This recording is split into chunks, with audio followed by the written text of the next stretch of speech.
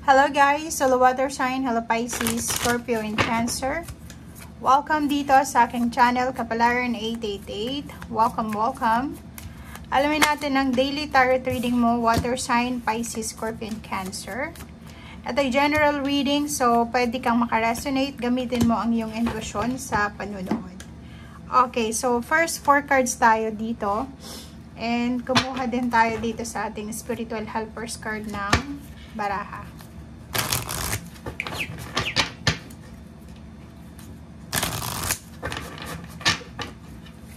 Okay, water sign, Pisces, Scorpio, and Cancer. Ano ba ang message sa iyo ng iyong spiritual helpers or guides sa araw na ito? Okay. Motivation. Next is spiritual growth. Okay. First, 4 cards natin sa mga water sign, Pisces, Scorpio, and Cancer. Pwedeng nangyari ito sa araw na ito, or pwedeng kahapon, or pwedeng bukas, or sa makalawa. Okay? So, kung makikita mo dito, meron kang mga issue sa buhay mo. 'Di ba? Parang nakikita natin dito is medyo feeling mo lang, 'di ba? May mga Pisces, Scorpio, and Cancer dito na by the way, happy birthday sa mga Pisces ngayon na magbe-birthday. Mayroon dito na water sign, Pisces, Scorpio, and Cancer na medyo nakakaramdam sila ng boring na, burn out, parang ganon. May iba sa inyo dyan na sobrang ang gusto nyo is magpakalayo-layo, magbakasyon, or siguro mag-spend time sa nature, 'di ba? Yung parang maligo lang sa dagat, maligo lang sa batis, sa ilog, or sa kung saan pa man. Kasi may pakiramdam kayo na entrapped kayo 'di ba? Secluded, 'di ba? May parang ang tawag dito, hindi ka kontento sa kung ano yung meron ka sa ngayon. Pwedeng nararamdaman mo to for several weeks na siguro, or pwedeng several days. Siguro wala kang ginagawa, or pwedeng yun, napapagod ka dahil wala kang ginagawa, or siguro napapagod ka dahil marami kang ginagawa. So, nakikita natin dito guys na if ever man may iba sa inyo dito na bored na, nasa ibang bansa ka, homesick ka na, if ever man na feeling mo, kasi pag boring ka, pwedeng masobrahan lahat ng bawal pwedeng mag-overeating, mga unhealthy habits like bisyo, shopping, spending, mga overspending, parang ganon. So, yun ang kailangan mong iwasan. Nandito yung self-sabotage, number 2. Sinasabi ng baraha sa'yo dito na may kailangan kang balansehin sa ngayon. So, ang energy na to is hindi lang sa araw na ito. Pwedeng for the past 7 days or 7 weeks. Ganito na yung nararamdaman mo until now. Okay? So, kung halimbawa na iisip mo na pwede kang lakwatsa, 'di ba? Pumunta ka sa nature, sa dagat, or maglakad-lakad, mag-jogging, spending time sa pet, sa family, gawin mo siya. Instead na if, for example, nakakaramdam ka ng sobra-sobrang boring, uminom ka, gumastos ka ng gumastos, kasi parang self-sabotaging 'yun, 'di ba? Hirap ka na nga sa pakiramdam mo, stress ka na, tapos gagastos ka pa ng sobrang dami. So, kailangan mong take care of your body, 'di ba? Mental health kasi to Ang nakikita natin dito, feeling mo mag-isa ka lang, feeling mo wala nang nangyayari sa paligid mo. So, maybe may mga kailangan tayong iwasan na mga unhealthy habits or unhealthy lifestyle, okay? And wag kang mag-alala. Number 5 to, 23-5. Huwag kang mag-alala, be patient, okay? If ever man na feeling mo nasa entrapment ka, kasi marami kang gustong kontrolin sa buhay mo. Gusto mong perfect yung situation. Like for example, gusto mong perfect yung mga bagay-bagay sa paligid mo, trabaho, pamilya, or yung mga nangyayari sa buhay mo, which is, wala tayong control doon. So, sinasabi ng baraha, kung wala kang control, let go. Diba? Para hindi ka ma-stress, para hindi ka ma-boring, balikan mo yung mga panahon na parang walang-wala ka talaga, 'di ba? So isipin mo, ano ba yung pwede mong ipagpasalamat sa ngayon na wala ka dati. So doon ka dapat kumapit, okay?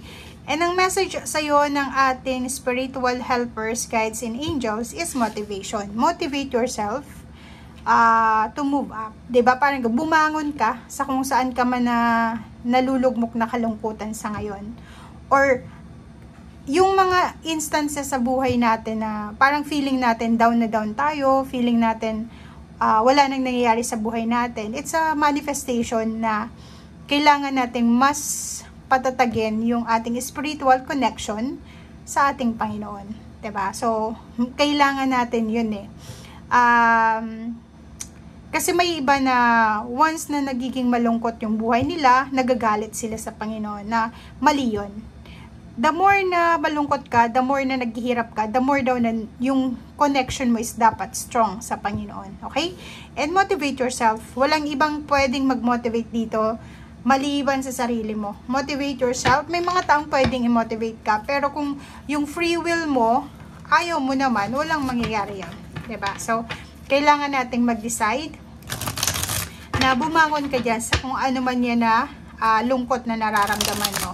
Literal na bumangon ka. Baka nag-stay ka lang sa loob ng kwarto, nakahiga, or wala kang ginagawa. So, bumangon ka dyan. Okay?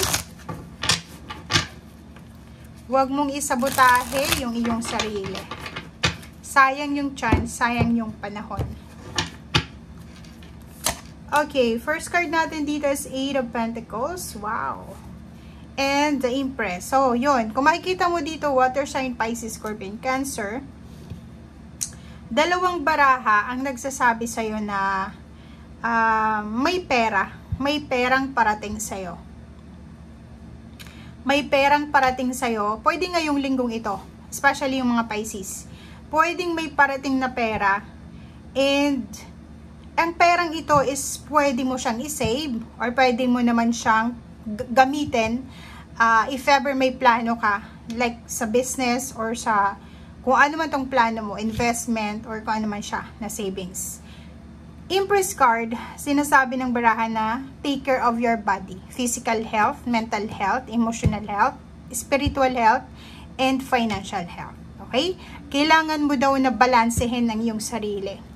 If ever yung cause or yung dahilan ng entrapment mo or feeling mo boring ka is hindi mo kontrolado yung sitwasyon, mapa-love life, relationship, money, spiritual, emotional, let go. 'Di ba? Let go, let God, let it flow.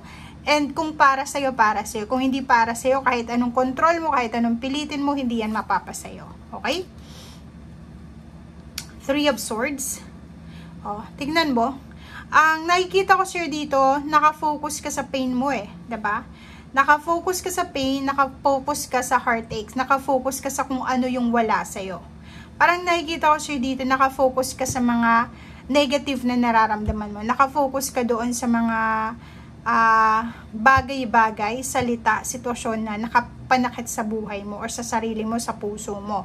So, which is, sinasabi ng baraha sa atin na pwedeng yan ang maging dahilan ng pagsuko mo, di ba? So, sinasabi ng baraha sa'yo dito na ang 5 of Wands na to is, parang hindi ka mapakali. Parang confusion. Pwedeng involved ka sa mga away pamilya, away neighborhood, away trabaho, or away kung ano pa man. Sinasabi ng baraha sa'yo dito, huwag kang masyadong mag-focus dito sa pain mo, and focus ka na sa moving on. Kasi itong 6 of Swords is from 5 of Wands, from galing sa mga away, diskusyon, misunderstanding, pain, heartaches, kailangan mo nang makausad doon. 'Di ba? Kailangan mo nang i-let go para makapagsimula ka na ng bagong buhay mo. 'Di ba? So, Ace of Pentacles and Strength. So, kung makikita mo dito, wala kang dapat na ipag-alala. Wala kang dapat ikatakot kasi financially, you're strong. 'Di ba?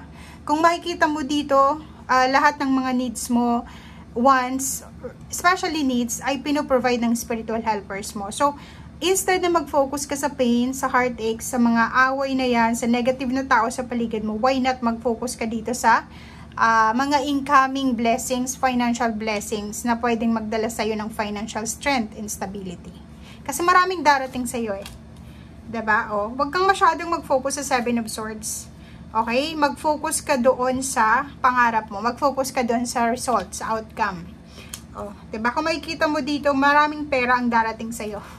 Maraming pera. Ikaw lang yung parang sinasabi ng bara sa'yo dito kung magkano man yan na like inutang sa'yo, hindi ka binayaran, or naloko ka, na-scam ka, huwag kang mag-alala kasi ibabalik yan sa'yo ng universe.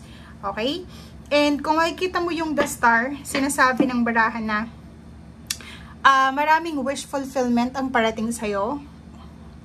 Ingatan mo na siya. Diba? So, if ever money ito, huwag kang masyadong magpapautang. If ever malaki na yung ipon mo ngayon or nagsisimula kang mag-ipon ng pera, wag mo ipapakatiwala yan sa mga tao. Okay? Hold your money, hold your position. Okay guys, so thank you for watching and see you again. Bye!